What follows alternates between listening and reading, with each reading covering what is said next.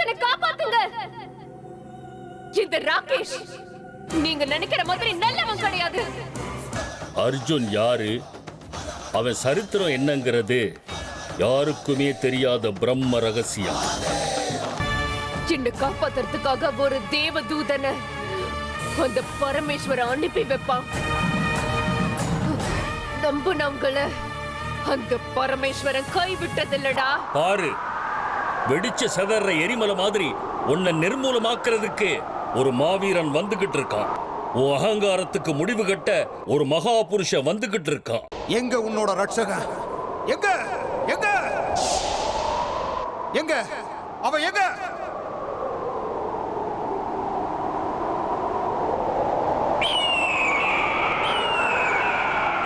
கானிஷ்கா!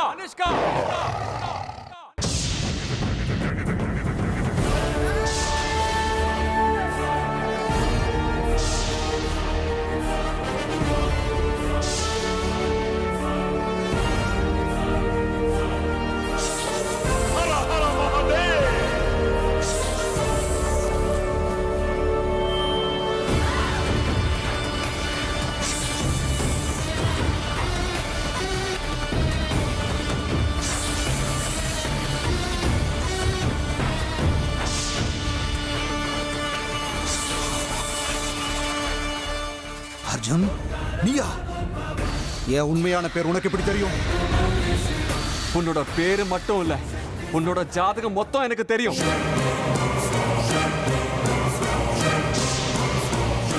ஏய், யார் நீ? இங்க எதுக்காக வந்திருக்க? சொல்லு சொல்லு, யார் நீ?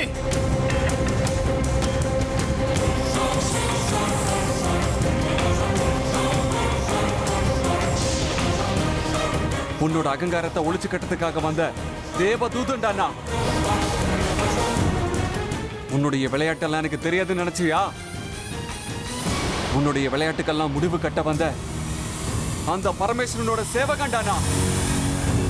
கானிஷ்கா, உன்னுடைய விளையாட்டு, நீ ஆடுற நாடகம் எல்லாம் முடிவுக்கு வந்தாச்சு. இந்த அர்ஜுன் அவதரிச்சாச்சு. எந்த லோகத்து அவதார புருஷன்டா நீ? உன் சக்தி என்னோட கால் தூசுக்கு கூட பெறாது. நீ தேவதூதனா இருந்தா உங்க அத்தனை பேருக்கு நான் யமதூதன்டா.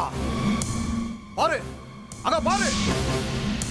என்னை எதிர்த்ததுக்காக இந்த அமிர்தாவோட நிலைமை என்னாச்சுன்னு பாரு.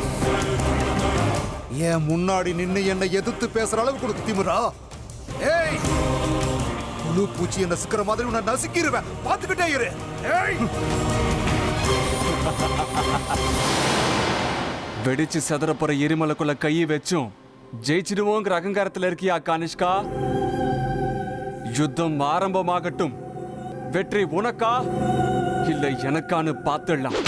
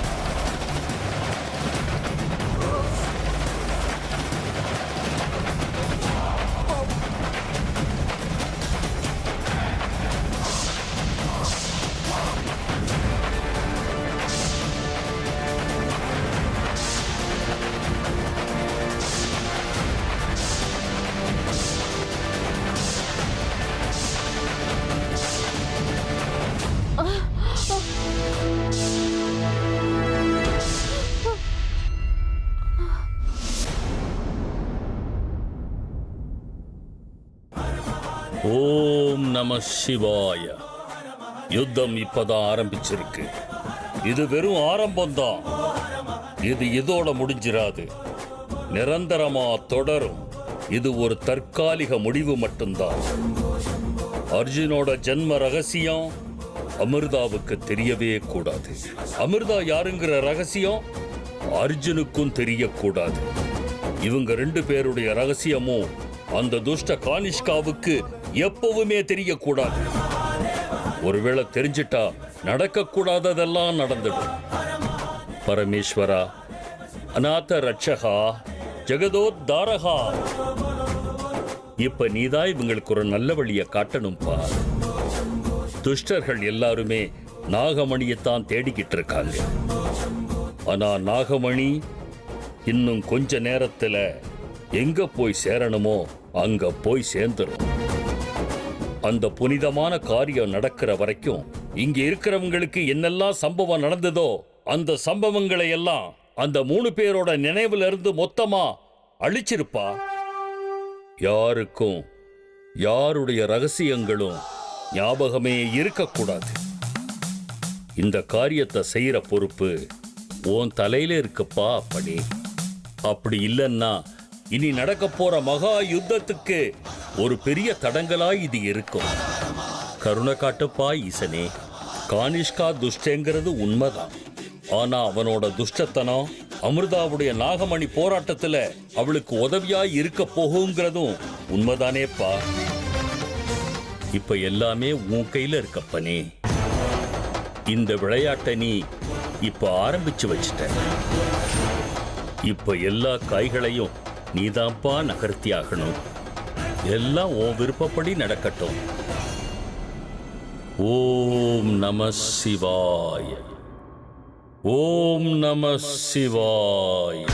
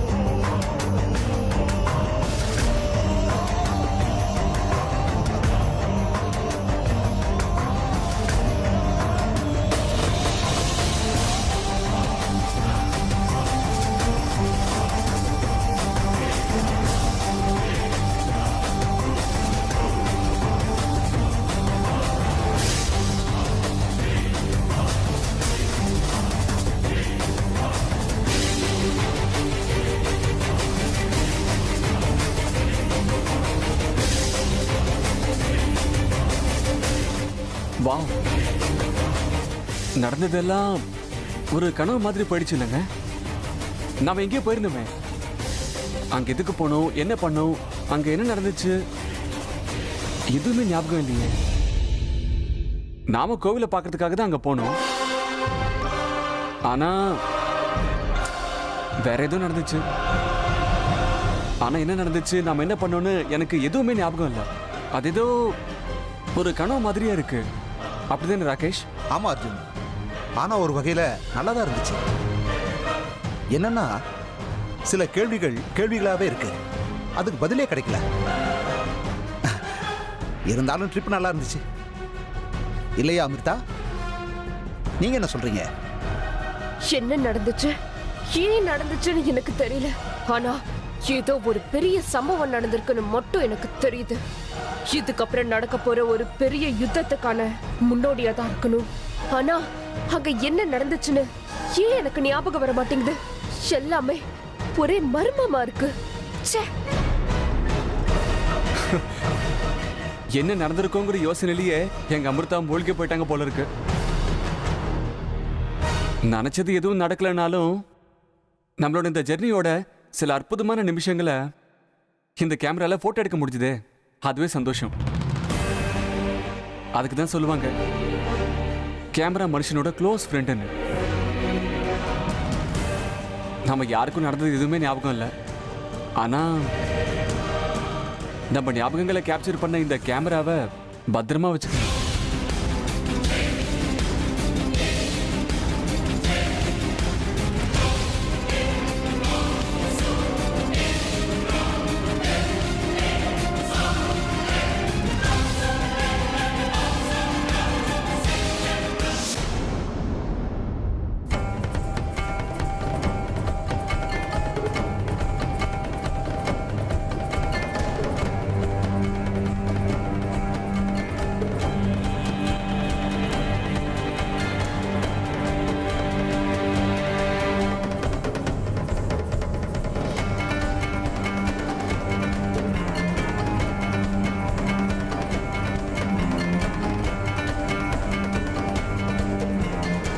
நாகமணி, இத்தனை வருஷங்களா நீ என்கிட்ட தான் இருந்த.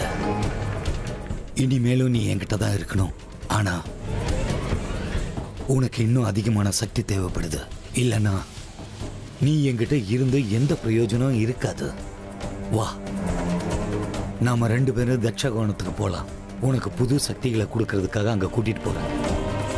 தயாராக நாகமணி. இன்னைக்கு ஒரு ராத்திரி போயிடுச்சுன்னா என்னையும் உன்னையும் பிடிக்கிறதுக்கு இந்த உலகத்துல யாரும் இருக்க மாட்டாங்க.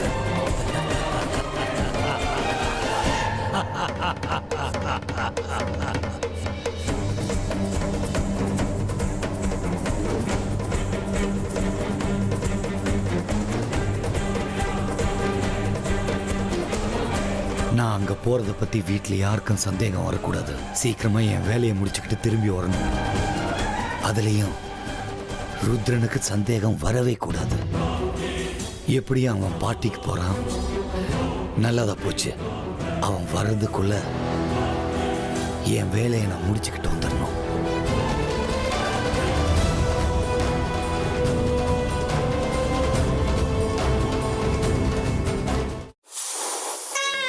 அமிர்தா, இதோட நம்ம வனவாசம், அஜ்ஞாதவாசம் எல்லாம் முடிஞ்சிருச்சுன்னு நினைச்சுக்கோங்க. எதனால இப்படி சொல்றீங்க? பின்ன என்னங்க, முதல் 7 நாள் நம்மள குடும்பத்துல இருக்கிறவங்க எல்லாரும் பிரிச்சு வச்சாங்க. அதுக்கப்புறம் 3 நாள் என்னென்னமோ நடந்து நாம பிரியிற மாதிரி ஆயிடுச்சு. இதுக்கு மேல என்னால காத்திருக்க முடியாது. வீட்டுக்கு போன உடனே நீங்க என்னை விட்டு வேலைக்கு போறதை நிறுத்தணும். புரிஞ்சுதா அமிர்தா?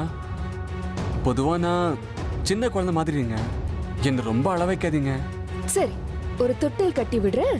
அதுலயே படுத்து நல்லா தூங்குங்க. நான் அந்த அர்த்தத்துல சொல்லலைங்க. முடிஞ்ச வரைக்கும் சீக்கிரமா நம்ம வீட்டுல ஒரு தொட்டில் கட்டுற நிலைமை வரணும். நான் தூங்குறதுக்கு இல்ல, நமக்கு பிறக்க போற குழந்தைய தூங்க வைக்க. எனக்கு அதெல்லாம் தெரியாது. முடிஞ்ச வரைக்கும் சீக்கிரமா உங்களை மாதிரி அழகா சமத்தா ஒரு குட்டி அமிர்தா எனக்கு வேணும். ஓஹோ, அப்படியா? அப்படின்னா சரி, வாங்க. எங்கங்க? இங்க பக்கத்துல எனக்கு தெரிஞ்ச ஒரு சுவாமிஜியோட அனாதாசிரமம் இருக்கு. அங்க எதுக்குங்க? அதான், ஒரு பொன் குழந்தை வேணும்னு கேட்டீங்கல்ல, போய் பார்க்கலாம். ஐயோ, நான் அந்த மாதிரி சொல்லலைங்க. இப்போ ஒன்னா உடனே கிடையாது. சரி, இன்னும் 9 மாசம் காத்திருக்க நான் தயாரா இருக்கேன். ஆனா அப்பா அப்பான்னு மழலையா என் காலை சுத்தி வர மாதிரி ஒரு சின்ன உயிரை எனக்கு கிஃப்ட் பண்ணிடுங்க. அது போதும். நான் இங்க உயிர் கொடுக்கறதுக்காக வரலடா, உங்க எல்லாரோட உயிரையும் எடுக்க வந்திருக்கேன்.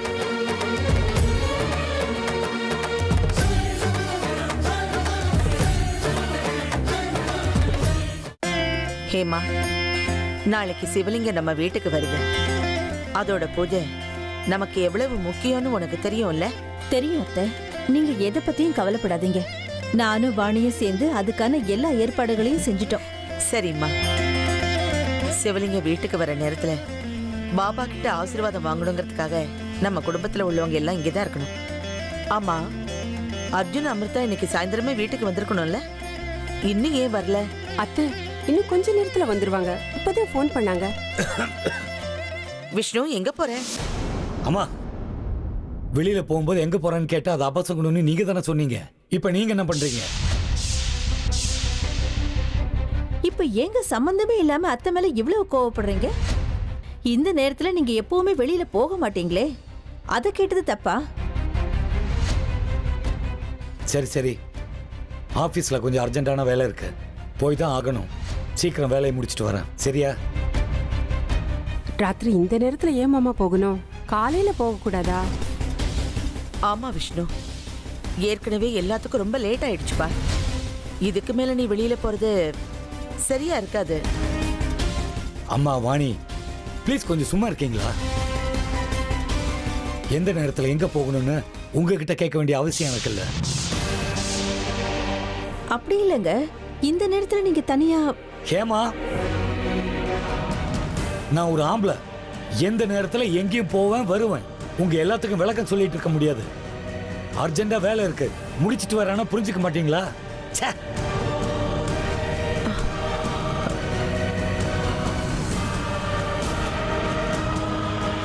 வர வர விஷ்ணு ஏன் இவ்வளவு கோவக்காரனா மாறிட்டு இருக்கா?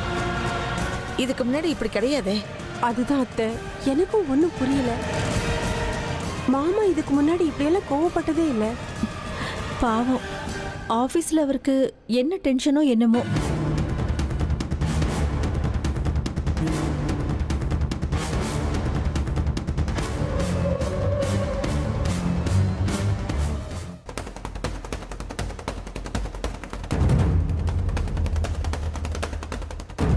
சாரி ஹேமா, சாரி அம்மா, சாரி வாணி.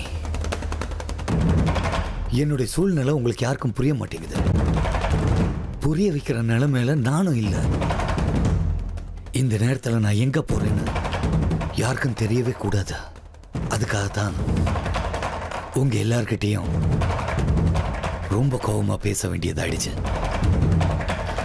சாரி.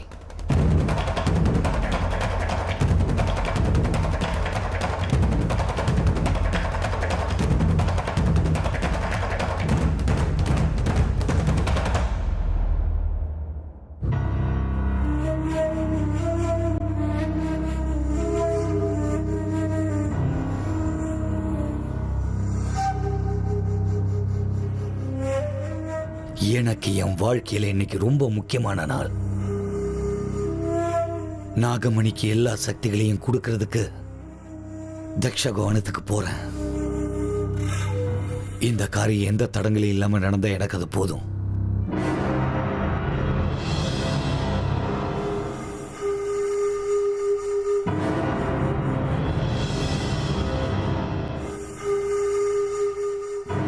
என்ன இது? அண்ணன் இந்த நேரத்துல வெளியில போறான், அதுவும் தனியா. எங்க போறான் இவன்?